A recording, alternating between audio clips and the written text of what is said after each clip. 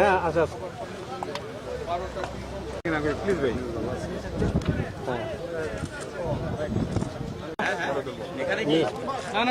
এটাই ভালো ভাই আমার মনে হয়। প্রধানমন্ত্রীর পদ্মা উদ্বোধনী অনুষ্ঠান জনসভা শিবচরের মাটিতে হচ্ছে, এই জন্য তো আমরা সৌভাগ্যবান, আমরা ধন্যবাদ জানাই।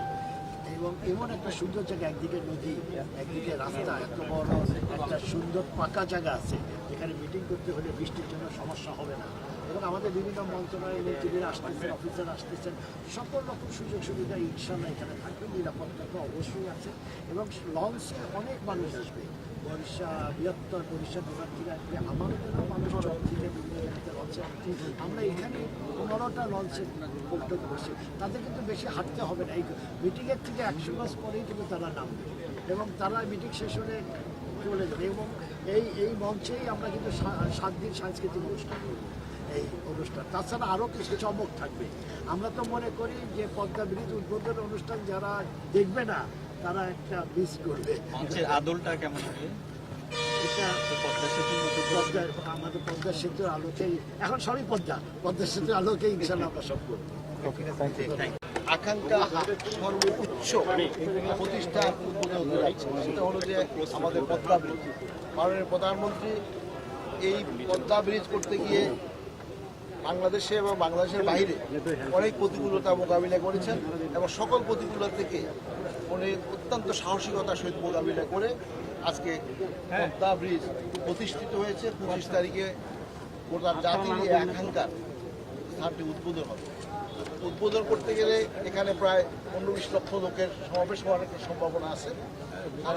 সারা বাংলার মানুষ অধীর আগ্রহে অপেক্ষা করছে এই অনুষ্ঠানটিতে যোগদান করার জন্য। তো স্বাভাবিকভাবে স্থানীয় সরকার মন্ত্রণালয়ের অধীনে রাস্তাঘাটের বিষয়টি আছে, যেমনিভাবে আমাদের স্থানীয় সরকার প্রকৌশলী অধিদপ্তরের চিফ ইঞ্জিনিয়ার এখানে আছেন, তো উনিও এটা ভালো করছেন, রাস্তাঘাটগুলো যেন ঠিক করা হয়।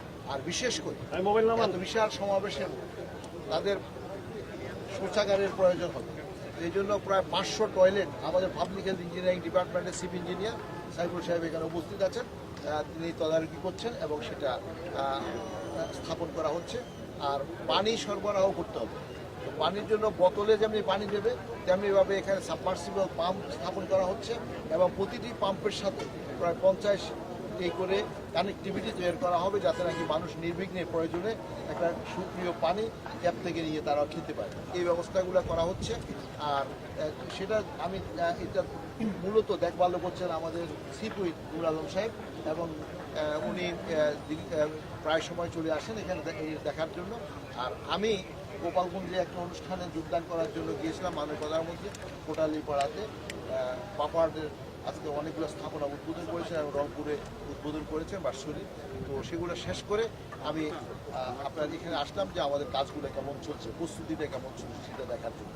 তো আমি দেখে মোটামুটি আমার মনে হচ্ছে যে সবার মধ্যে উৎসাহ উদ্দীপনা কাজ করছে এবং সবাই দিবারাত্রি পরিশ্রম করে যাতে নাকি একটা সময়ের ভিতরে এই কাজটি সুন্দরভাবে সম্পন্ন করা যায়, সেই জন্য সবার আগ্রহ আছে এবং সবাই সচেষ্ট উপস্থিতিও আমাকে ভর্তি করেছে সিভিল ইঞ্জিনিয়ার বিশেষ করে। আর সর্বোচ্চ তো আমাদের নুর আলম সাহেব আমাদের সিপি তিনি তদারকি করছেন, আর আমিও আজকে একটু তদারকি করে গেলাম। সার্বিক পরিস্থিতি তাহলে আপনি বলছেন আশাব্যঞ্জক? এটা আমাদের গোটা জাতির একটা আকাঙ্ক্ষা। এর চেয়ে বড় আমার মনে হয় এই সারা পৃথিবীতে এরকম খরস্রোতা নদী আমাদের মাননীয় প্রধানমন্ত্রী সবসময় বলেন, আমাজান নদীর পরে এটাই হলো যে পদ্মা হলো যে সবচেয়ে খরস্রোতা নদী। এই খরস্রোতা নদীতে আমাজানও এখন পর্যন্ত কোনো ব্রিজ করার সাহস করে নাই, তো বাংলাদেশে এই ব্রিজটি করার জন্য সাহস করেছেন এবং বাংলাদেশের 2 অঞ্চলের মধ্যে একটা সংযুক্তি প্রতিষ্ঠিত হয়েছে।